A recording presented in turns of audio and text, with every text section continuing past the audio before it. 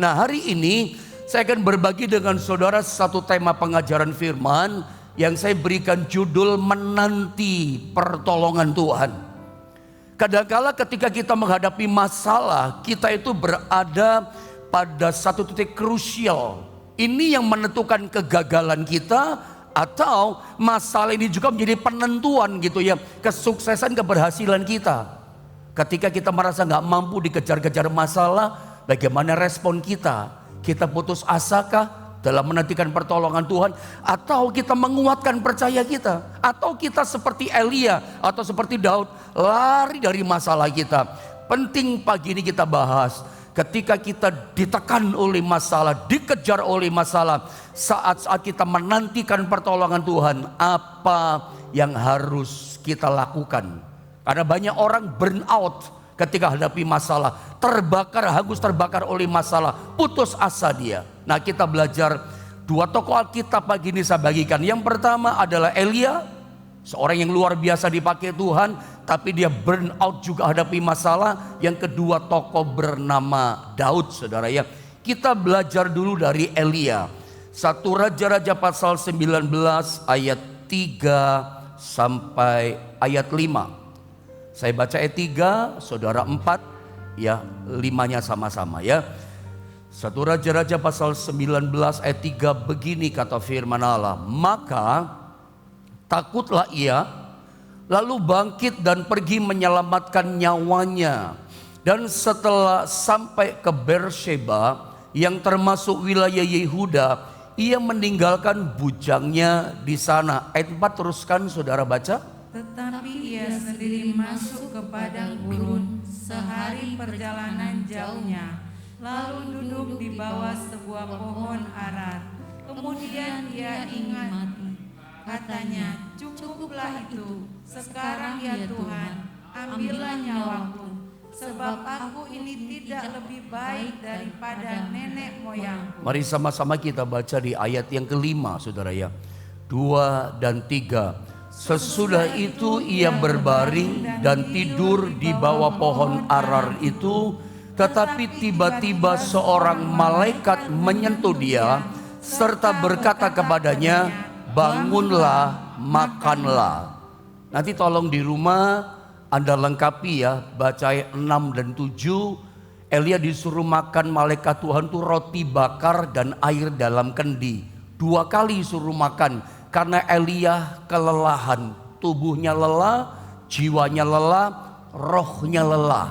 Double porsi dikasih makan sama malaikat Tuhan.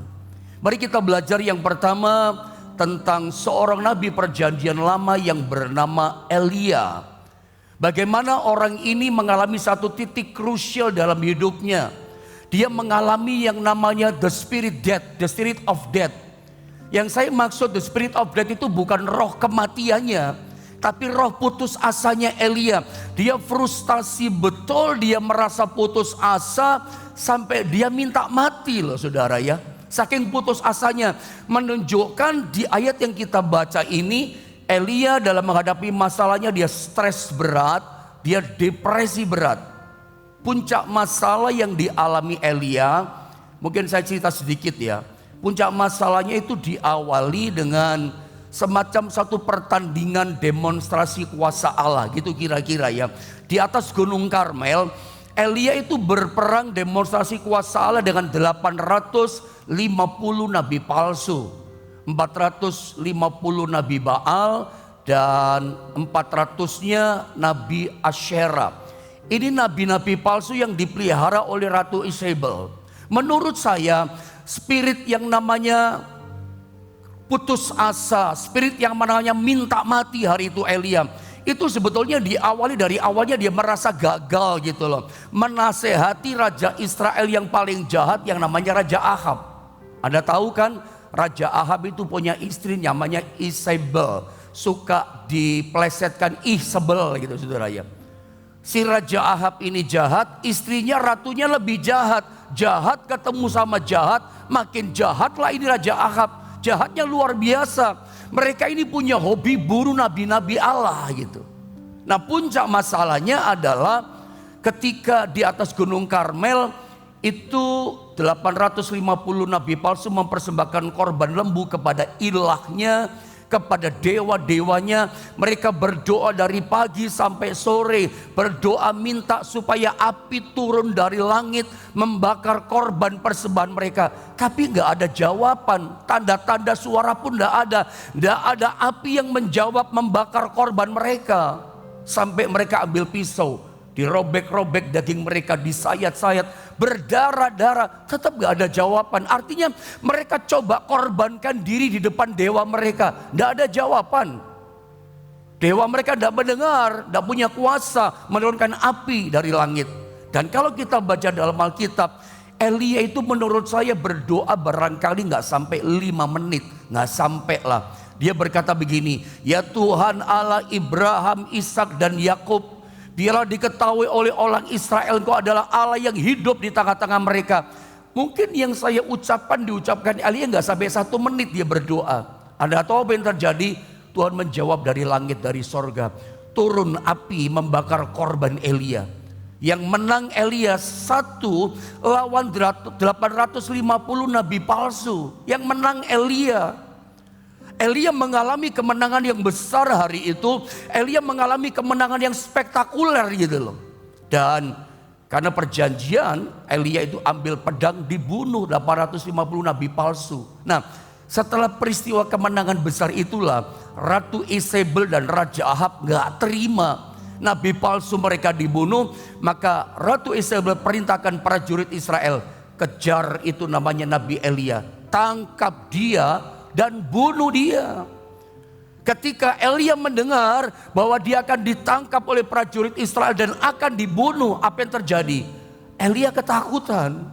Muncul yang namanya, saya katakan ini the spirit of death.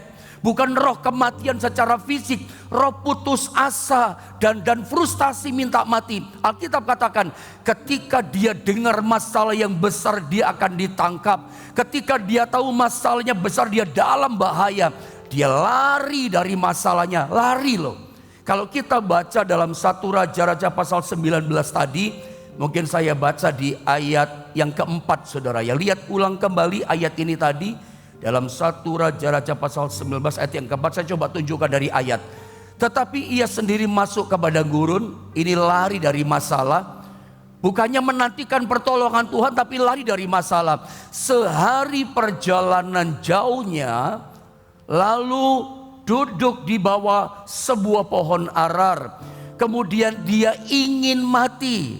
Ini the spirit of death, pengen mati, putus asa. Katanya, lihat perkataan Elia, cukuplah itu, cukup, aku tidak kuat lagi hidup, tidak kuat hadapi masalah katanya. Sekarang ya Tuhan, ambillah nyawaku. Jelas ya dia minta mati, sebab aku ini tidak lebih baik daripada nenek moyangku. Anda lihat, seorang Elia yang begitu hebat, rohnya menyala-nyala. Dengan doanya dia tutup langit, dia buka langit menurunkan hujan. Dengan doanya dia bisa turunkan api turun dari langit. Coba kita mau ngomong hamba Tuhan seperti apa, model seperti ini. Ini hamba Tuhan yang dahsyat, yang rohnya dipakai oleh Allah dengan luar biasa, diurapi oleh Allah luar biasa. Tapi satu kali ketika dihantam badai masalah yang besar, dia lari dari masalahnya, gak berharap pada Tuhan sampai minta mati. Gak kuat Tuhan aku hidup, gak kuat aku hadapi masalah ini, cukup Tuhan, cukup. Dia minta mati saudara. Beberapa lama yang lalu saya ingat pada masa 1 tahun awal pandemi yang berat, ada seorang pengusaha WA kepada saya. Dia berkata begini, menurut Pak Pendeta, apa yang saya harus lakukan? Masalah saya itu buntu, depan buntu, belakang buntu, kanan kiri buntu. Menurut Pak Pendeta, apa yang saya harus lakukan? Sama dengan Elia. Adakah di antara saudara yang menghadapi masalah seperti Elia? Rasanya Anda gak kuat lagi hadapi masalahmu. Dan setahu saya, kalau saya mengamati masalah mayoritas yang dihadapi oleh banyak orang yang saya konselingi, rata-rata masalah hutang yang banyak. Itu mayoritas setelah pandemi. Masalah uang. Banyak orang berkata buntu semua Pak. Saya itu tutup lubang, gali lubang, terus seperti itu. Tiap hari saya stres, debt collector telepon saya, debt collector teror saya tiap hari. Bukan cuma saya ketakutan, anak-anak saya, suami saya juga ketakutan. Ini perempuan. Semuanya takut, Pak, kami stres. Apa yang kami mesti buat? Sampai seperti itu. Elia pun sudah gak ngerti jalannya. Sampai dia berkata, cukup Tuhan, aku minta mati, ambil saja nyawaku. Sampai Elia berkata, aku ini ternyata gak lebih dari nenek moyangku, semua cukup Tuhan. Lari dari masalah. Dan kita lihat ketika dia mengalami itu, di ayat 5, coba Anda lihat ayat yang kelima di ayat ini. Coba sama-sama kita baca, saudara ya. Ketika dia lari terus, dia minta mati. Satu kali dia rest, dia istirahat di satu tempat. Dia tidur di situ mengistirahatkan badannya. Ketika dia tidak lari-lari lagi, saudara ya, datanglah Tuhan mengutus malaikatnya. Bicaralah Tuhan kepada dia, bahkan diberikan kekuatan. Kapan? Bukan pada waktu dia lari dari masalah.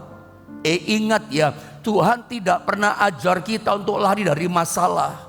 Yang Tuhan ajar kepada kita hadapi masalah. Nah, menantikan pertolongan Tuhan dalam menghadapi masalah bagaimana caranya? Kita lihat ayat yang kelima, saudara ya. 1 Raja-Raja pasal 19 ayat 5. Saya minta tolong multimedia sediakan sekaligus ayat 6 dan 7 ya. Biar lengkap saja ya. Biar dibaca sekarang saja. Kita baca dulu ayat 5 sama-sama. 2 dan 3. Sesudah itu ia berbaring dan tidur di bawah pohon arar itu. Tetapi tiba-tiba seorang malaikat menyentuh dia serta berkata kepadanya, bangunlah, makanlah. Kapan malaikat datang kasih kekuatan? Ketika dia rest. Ketika dia melakukan namanya di satu tempat pemberhentian, dia tidak lari lagi dari masalahnya. Dia berhenti lari dari masalahnya. Dia rest di situ. Tuhan datang lewat malaikatnya, kasih makan roti sama air dalam kendi. Kalau kita mungkin baca lengkap, tolong ayat yang ke-6. Saya baca ya, saya baca sampai ayat 7. Perhatikan baik-baik. Ada sesuatu yang Tuhan singkapkan kepada saya di sini. Perhatikan. Ketika ia melihat sekitarnya, dibangunkan sama malaikat. Makan minum katanya. Maka perhatikan, pada sebelah kepalanya ada roti bakar. Roti bakar. Ini superfood, makanan yang super. Bikin segar kembali Elia yang lelah. Yang tadinya sudah burn out. Tadinya sudah punya roh putus asa. The spirit of death dia punya. Minta mati tadi dia. Sekarang dia segar karena ini. Ketika dia rest, saya baca di sebelah kanannya ada roti bakar, terus dan sebuah kendi berisi air. Lalu ia makan dan minum, kemudian berbaring pula, rest lagi, berhenti lagi, nggak lari lagi dia.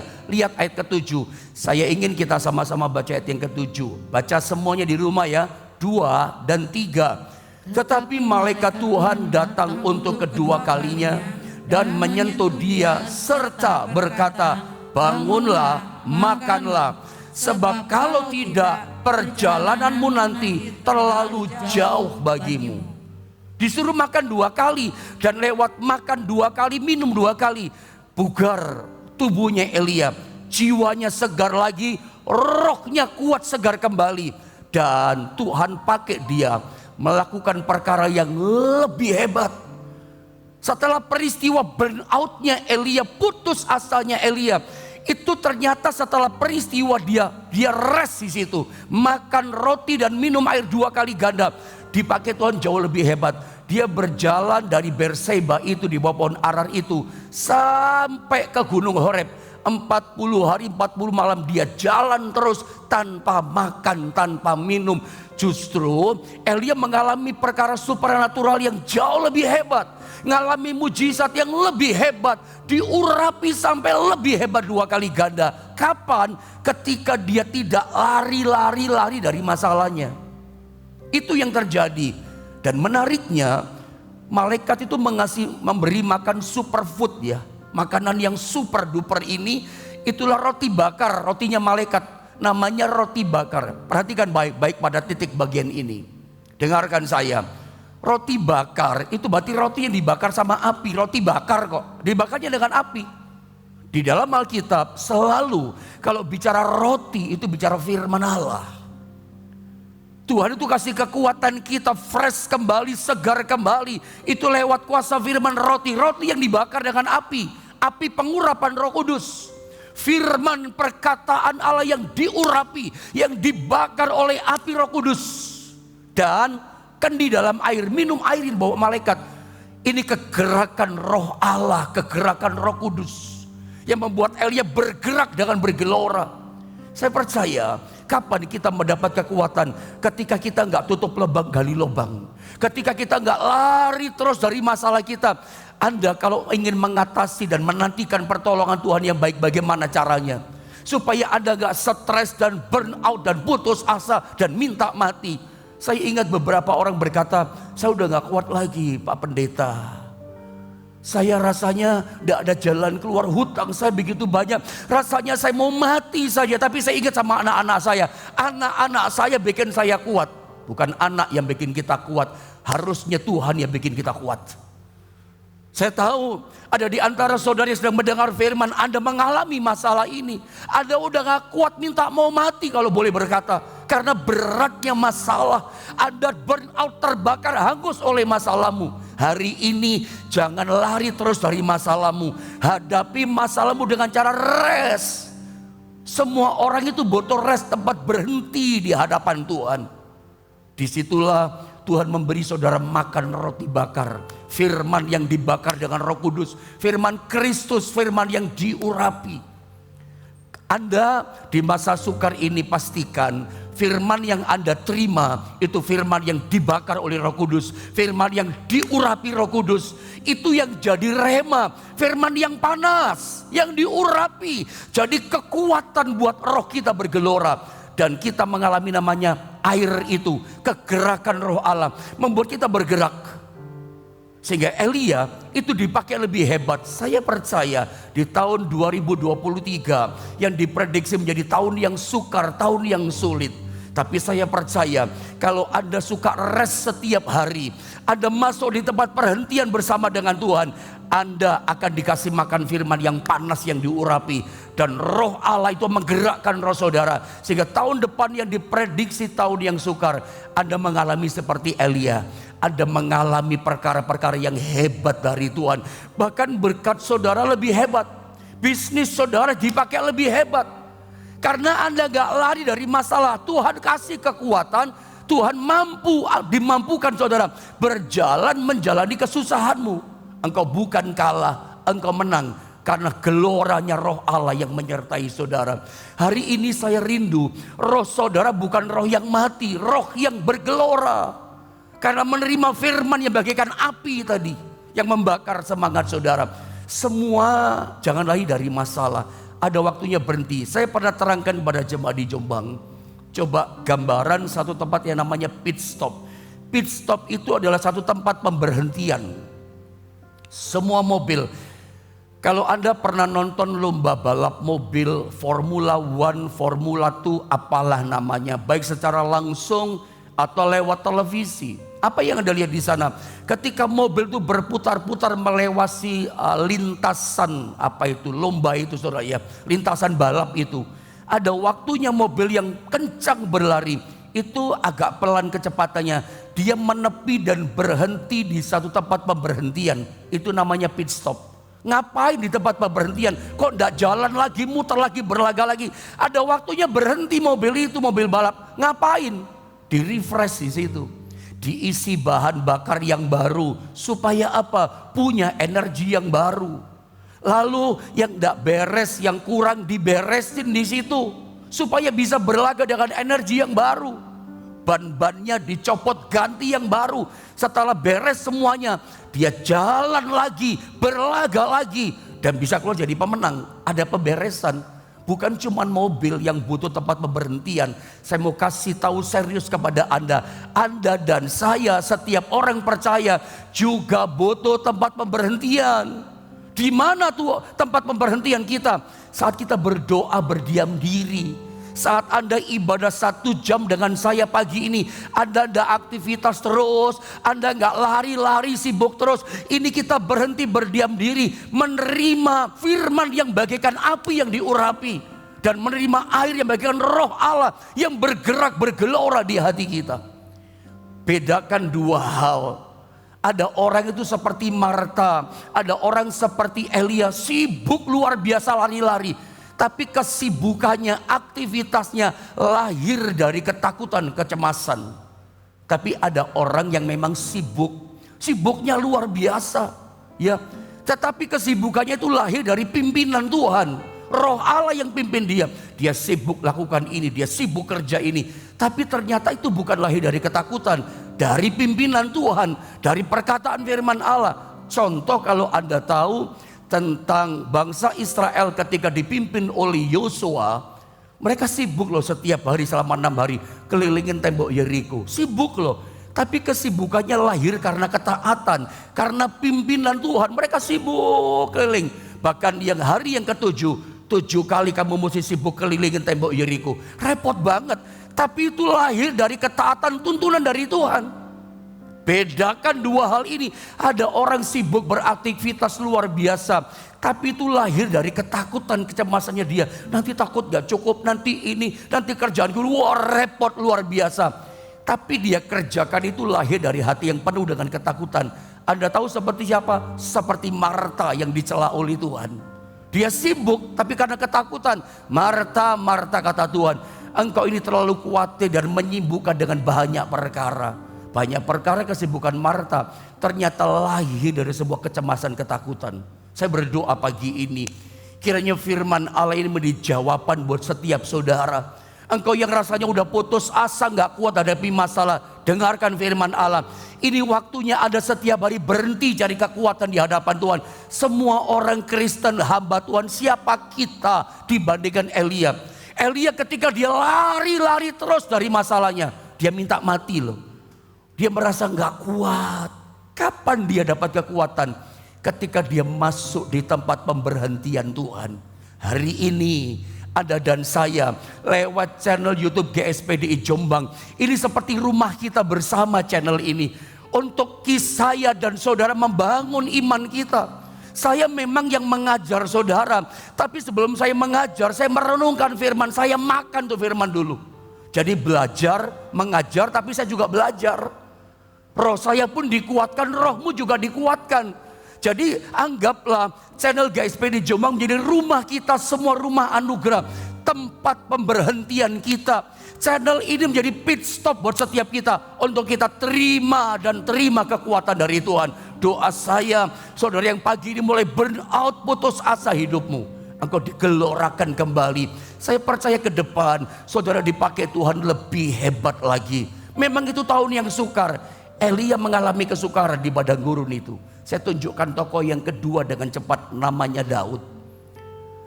Kita belajar dari Daud bagaimana dia mengatasi tekanan masalah dalam hidupnya. Dalam 1 Samuel pasal 27 ayat 1 sampai ayat yang ke-7. Ini kalau saya baca semua tidak cukup waktunya. Kayaknya saya tunjukkan langsung ayat 1. Coba tunjukkan ayat 1. Saya baca ayat 1 ini saudara ya. Dikatakan begini.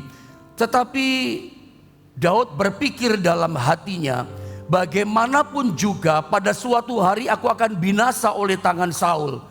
Daud 13 tahun dia dikejar-kejar terus oleh Saul. Lari dari masalahnya. Ini pun dia lari.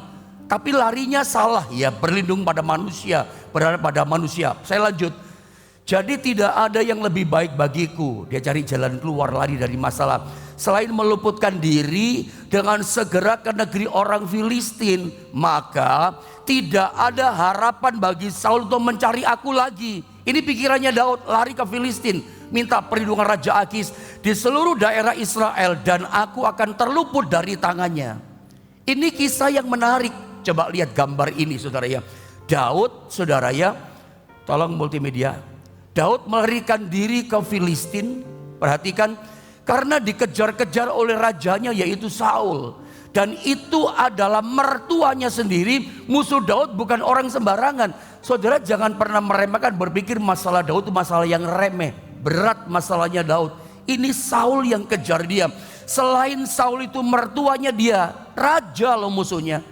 Yang ngejar Daud itu bukan satu kota, satu negara.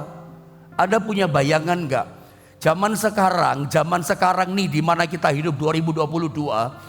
Kalau satu orang jadi buronan negara, saya mau katakan begini, mengerikan sekali. Kalau orang jadi buronan negara, ngeri, horor itu saudara, itu terjadi pada Daud. Dia dikejar oleh satu negara loh, raja yang ngejar dia, yang punya kekuatan politik, punya kekuatan uang ekonomi, punya kekuatan angkatan bersenjata. Daud dikejar. Akhirnya namanya orang dikejar sama masalah, pada satu titik capek, lelah, semua orang bisa lelah, stres, distres, sangat putus asa. Sampai akhirnya Daud memutuskan, aku capek, aku mau lari saja ke Filistin. Dia punya harapan, Saul tidak mungkin kejar aku lagi. Dan memang benar. Kalau kita lihat coba lihat gambar ini, jangan kita mengulang reaksi yang salah yang dilakukan sama Daud, ya. Lari dari masalahnya. Saya tunjukkan ayat yang ke-7 sama saudara. Lihat berapa tahun dia tinggal di Filistin. Dengan cepat ya saya terangkan ya. Dan lamanya Daud, lari-lari tadi lamanya saudara ya, tinggal di daerah orang Filistin adalah 1 tahun 4 bulan. Hampir 1,5 tahun dia. Dan memang aman. Berhasil Daud lari dari masalahnya. Minta perlindungan manusia Raja Akis. Karena Raja Akis kasih tempat dia di Filistin namanya Siklak. Anda ingat kata Siklak ya? Siklak itu artinya zigzag, berliku-liku. Memang betul zigzag dan sungsang hidupnya orang ini. Kenapa? Minta perlindungan sama manusia. Dan saya mau tunjukkan gambar terakhir lalu selesai. Daud ketika lari dari masalah, apa yang terjadi? Justru dia mengalami penurunan. Selama 1 tahun 4 bulan Daud tidak melahirkan mazmur dan seterusnya. Penurunan hebat. Hubungannya dengan Tuhan turun dan semuanya turun. Dan puncak penurun kehidupan Daud, Anda kalau baca, tolong baca 1 Samuel pasal 30. Betul-betul terjun bebas dan turun kehidupan Daud. Kalau Anda baca di 1 Samuel pasal 30 ayat yang ke-1, coba saya baca ayat 6, coba tolong tunjukkan multimedia, tunjukkan sama saya ayat yang ke-6. Saya baca ayat ini, ayat 6, perhatikan baik-baik ya. Dan Daud sangat terjepit. Ini di Siklak, tolong baca mulai ayat 1 di rumah.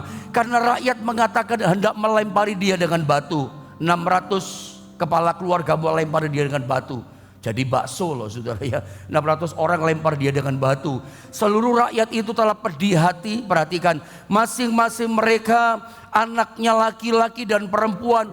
Tetapi Daud menguatkan kepercayaannya kepada Tuhan Allahnya. Anda tahu cerita ini? Ini penurunan yang hebat kehidupan Daud karena lari dari masalahnya. Anda nggak boleh lari dari masalah. Ketika Daud satu kali mau bantu perang Raja Akis, perangnya sama siapa? Ada tahu? Sama Raja Saul. Rajanya Daud, mertuanya Daud. Daud menawarkan diri dari Siklak dengan 600 prajuritnya. Mereka tentara bayaran gitu loh, Daud dengan 600 orang prajurit. Kami bantu engkau perang melawan Saul. Tetapi ketika sudah menyatu dengan tentara-tentara orang Filistin, kayaknya panglimanya atau tentaranya Raja Akis berkata, jangan ajak Daud sama 600 orang. Mereka orang Israel, kita perang dengan tentara Israel sama Raja Saul, Raja Israel. Nanti mereka tusuk kita dari belakang. Mereka serang, hancurkan, bunuh kita dari belakang. Akhirnya Raja Akis putuskan, Daud, kamu gak usah ikut perang sama kami. Kamu pulang saja kembali ke Siklak. Singkat cerita, ketika Daud dengan 600 rombongan tentaranya kembali ke Siklak, apa yang terjadi? Rumah mereka hangus terbakar, di bumi hanguskan sama orang Amalek. Ada tahu cerita itu kan? Lalu istri mereka ditawan, anak mereka juga dirampas, harta benda yang mereka kumpulkan semua dirampok habis. Terjun bebas habis-habisan. Kerjaan mereka terjun bebas. Saya berharap tahun depan tidak ada yang habis-habisan bangkrut terjun bebas. Makanya jangan lari dari masalah. Semua kita butuh tempat pemberhentian. Seperti pagi ini loh, kita berkata Tuhan tolong aku. Itu namanya pit stop buat kita. Mereka itu menangis. Alkitab katakan menangis dengan suara yang nyaring sampai mereka tidak kuat lagi menangis. Ini laki-laki loh 600 orang. Bukan menyanyi dengan nyaring, menangis dengan nyaring. Sampai tidak kuat menangis. Apa artinya? Berat masalahnya, berat kesulitannya. Udah putus asa sampai gak kuat, termasuk Daud. Apalagi Daud mau dilempar sama batu sama 600 orang. Semuanya lemah, tapi menarik di ayat ini, Daud menguatkan percayanya pada Tuhan. Ini tempat pemberhentian loh. Ada mau ditolong Tuhan. Kalau hari ini adalah orang itu yang sedang menantikan pertolongan Tuhan, ini waktunya kau belajar seperti Daud, seperti Elia. Pit stop saudara ada. Engkau mesti berseru, Tuhan tolong aku. Gimana sih menguatkan percaya pada Tuhan? Ketika kita berkata, Tuhan aku udah gak mampu hadapi masalahku, gak kuat Tuhan, berat. Tolong aku Tuhan, aku percaya Engkau penyelamatku. Engkau gunung batu dan bentengku. Engkau yang sanggup merobohkan, beri jalan keluar dari masalahku. Tolong aku Tuhan. Daud menguatkan percayaan seperti itu. Dia bangkit, dia bukan lemah. Dengan 600 orang dia ajak kembali untuk menyerang Amalek. Tapi dia gak tahu bagaimana caranya. Hasil menguatkan percayanya, bagian kita berdoa, bagian kita rest, berhenti. Tuhan tolong aku. Kalau gak kuat jangan lari lagi dari masalah. Berserulah, berdoa kepada Tuhan. Tuhan jawab, Tuhan tunjukkan caranya. Saya percaya setiap masalah yang berat sesulit apapun, kalau saudara rest, saudara masuk tempat pemberhentianmu di rumah Allah, kau datang kepada Tuhan. Apa yang terjadi? Tuhan tunjukkan caranya. Tuhan tunjukkan jalan keluarnya. Ketika Daud jalan, ada orang Mesir, pemuda Mesir tergeletak di jalan, tidak makan 3 hari. Daud katakan, rawat dia, kasih makan, dikasih roti, dikasih air, kasih kue arah, kasih kue apam, kenyang. 3 hari nggak makan, sakit dia. Sama tentara Amalek, ini hambanya orang Mesir ditinggal karena sakit. Lewat orang yang lemah sakit yang dirawat sama Daud, balas budi dia. Aku ini hambanya orang Amalek. Dan ditunjukkan tempat persembunyian Amalek, membawa rombongan orang Israel yang ditawan merampas tadi. Dan diserang pagi-pagi sama Daud. Daud menang. Semuanya dipulihkan. Istri kembali, anak kembali, harta benda yang dirampas 100 kembali 100, tidak ada yang kurang. Bahkan Daud dan tentara 600 orang menjara hartanya orang Amalek. Bukan cuma pulih, tapi mereka makin limpah diberkati Tuhan. Kapan terjadi? Ketika mereka masuk di tempat pemberhentian Tuhan. Hari ini saya dorong saudara, seperti saya khotbahkan pada hari Minggu, justru hadapi masa sukar, yang kita lakukan adalah mendekat kepada Tuhan. Cari Tuhan, jangan aktivitas terus. Jangan terus kerja. Ada waktunya kita berhenti. Harus punya tempat pemberhentian. Tidak bisa kita aktivitas terus. Aktivitas nanti kita, aktivitas yang lahir dari kecemasan. Nanti nggak cukup, kebutuhan bayar nggak cukup. Ada kerja tapi lahir dari ketakutan. Biarlah kita kerja tetap karena taat dan tuntunan pimpinan firman Allah. Saya percaya Anda akan dipulihkan. Bahkan Anda mengalami berkat di tahun depan lebih hebat. Elia yang sudah putus asa, Tuhan masih pakai dia, bahkan dipakai Elia lebih hebat. Doa saya tahun depan masa sukar, justru berkat Tuhan, pengurapan Tuhan, mujizat Tuhan lebih hebat datang sama saudara. Caranya bagaimana? Selalu ada tempat pemberhentian buat kita tiap hari. Kalau saya boleh berkata, jangan bolong-bolong. Datangnya sekali, bolongnya 4. Ikut ibadah 2 kali, bolongnya 8. Cobalah bertekun, setiap hari punya tempat pemberhentian. Saya ulang, biarlah channel GSPDI Jombang ini menjadi tempat pemberhentian kita dengan Tuhan. Rumah Allah buat setiap kita, untuk kita mengalami lawatan dan pemulihan dari Tuhan.